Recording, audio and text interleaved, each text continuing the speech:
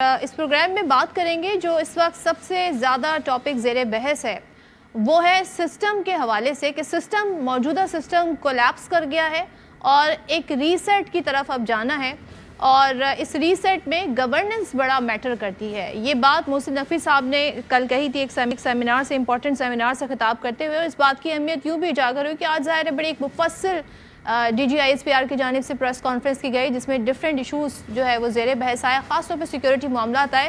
लेकिन एक सवाल के जवाब में यही सवाल का हवाला था कि मोहसिन नकवी साहब ने ये बात कही है, तो उस पर उन्होंने ये कहा DGISPR ने कि ये मोहसिन नकवी साहब की ज़ाती राय हो सकती है, लेकिन उन्होंने कहा गवर्नेंस की अहमियत जो है ज़ाहिर है बड़ी इंपॉर्टेंस रखती है किसी भी मुल्क की तरक्की में और मुल्क के जो हालात व वाक़यात हैं उनमें।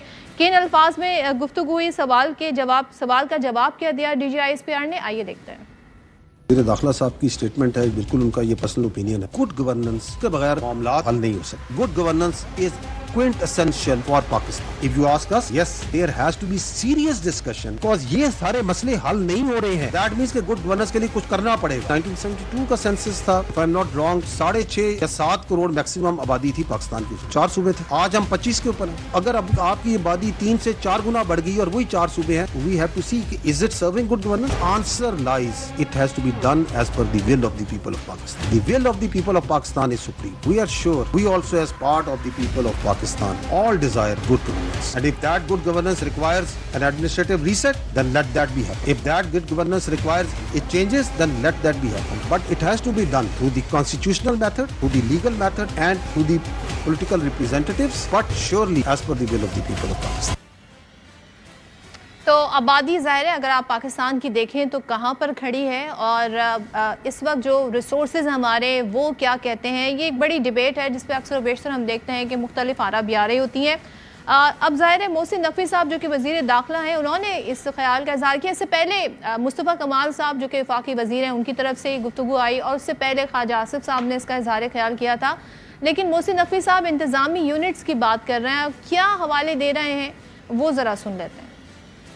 नौजवानों को कोई 2-4 हज़ार रुपया महीना स्टेपेंड लगा के या टैबलेट्स दे के खुश कर लेंगे, नहीं। वो सिर्फ एक चीज मांगते हैं कि अपना निजाम ठीक कर लें, हमें इंसाफ मिल जाए, हमें मेरिट मिल जाए। वो हम नहीं दे पाते। अब उस नौजवान को आप नौजवान कहें, उसको कॉकरोच कहें, लेकिन मैं एक चीज सबको बताऊंगा, ये कॉकरोच अगर इकट्ठा हो गया तो ये हर चीज को उलट सकता है। एक चीज जो 70 साल 80 साल से नहीं चल रही, क्योंकि ये सिस्टम जिसके अंदर हम रह रहे हैं ये कोलैप्स कर चुका है। आप माने ना माने, हल एक है, आपको एडमिनिस्ट्रेटिव यूनिट सूबे उसको जो मर्जी नाम दे दे, उसको लेके जाना पड़ेगा अवाम की सतह। तो ये तो बात हो गई इंतज़ामी यूनिट्स के हवाले से, इस पर भी बात करेंगे। लेकिन आपको पता है कि आज़ाद कश्मीर के इलेक्शन जो है वो 3 मराहिल में हो रहे हैं। फर्स्ट फेज़ हो गया 27 जुलाई को, अब 2 अगस्त को होना है और फिर 10 अगस्त को होने हैं। इस हवाले से हमने देखा बड़ी एग्रेसिव इलेक्शन कैंपेन की गई नून लीग और पीपल्स पार्टी की जानिब से एक दूसरे पर जिस नौयत के इल्ज़ामात हैं उसको मैं दोबारा क्या दोहराऊं। लेकिन यहाँ पर बिलावल साहब काफ़ी ज़्यादा तुंदो तेज़ बयानात भी दे रहे हैं। बिलावल साहब क्या कह रहे हैं, क्योंकि वही कह रहे हैं जी यहाँ पर तो हम जीत रहे थे और धांधली का इल्ज़ाम लगा रहे हैं नून लीग पर। बिलावल साहब किन अल्फाज में मुखातिब हैं वो भी ज़रा नज़र डाल लेते हैं। रियासत आजाद कश्मीर का इलेक्शन कमिश्नर हो या नून लीग का राइवल का नौकरी करने आए हो, 2 अगस्त से पहले फर्स्ट फेज की तमाम फॉर्मल कंप्लेंट्स की खुली समाअत करे। अगर चोरी नहीं तो क्या छुपा रहे हो? क्या आप चाहते हो कि मीरपुर में और मुजफ्फराबाद में पाकिस्तान पीपल्स पार्टी के कारकुन भी एहतजाज करे, उधर भी एहतजाज हो, यहाँ भी एहतजाज हो, कब मजा आएगा? और इसके जवाब में नून लीग के अमीर मकाम साहब भी सामने आ गए। वो तो ऐसे बात कर रहे हैं जैसे कि ये सिर्फ हम ही नहीं, अगर हमें आप समझते हैं कि हम यहाँ से निज़ाम से चलते जाएंगे तो फिर आप भी अपने बारे में सोचें, क्योंकि सभी इसमें शामिल हैं। ज़रा सुन लेते हैं अमीर मकाम साहब क्या कह रहे हैं।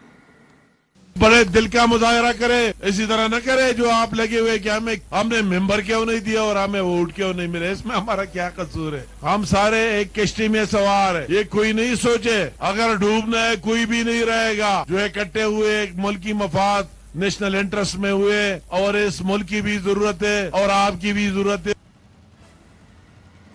तो वो मिसाल है ना, हम तो डूबे हैं सनम तुमको भी ले डूबेंगे, ये मैसेज उन्होंने प्रोज में दिया है, मैंने शायरी में बता दिया। अच्छा, अलीम खान साहब जो कि वफाकी वजीर हैं, वो क्या कह रहे हैं? और उसके जवाब में फिर ख्वाजा आसिफ साहब ने ट्वीट की है, तो ख्वाजा आसिफ साहब ने तो उनसे मुसाफी होने का भी मुतालबा कर दिया। दो वफाकी वज़रा जो कैबिनेट में शामिल हैं, उनकी आपस में जो आपने देखा कि सारी इस वक्त कहते हैं ना एक तरह की बहस हो रही है, वो सबके सामने। बट पहले अलीम खान साहब को सुन लेते हैं, फिर बात करते हैं। इस इलाके में जितनी भी महरूमियां हैं, ये महरूमियों को जिम्मेदार जो भी पार्टियां हैं, मेरे कश्मीरी बहन भाइयों ने आज ये साबित करना है कि वो दोबारा धोखे में नहीं आएंगे। ये बार बार आते हैं, धोखा देते हैं और उसके बाद ये गायब हो जाते हैं। 5 साल हुकूमत के मजे लेते हैं और उसके बाद दोबारा धोखा देने आपके पास आ जाते हैं। इनसे पूछे ये आके आपसे ना जो नारे लगाते हैं, वो नारों की तकमील पिछले 30 साल में क्यों नहीं की?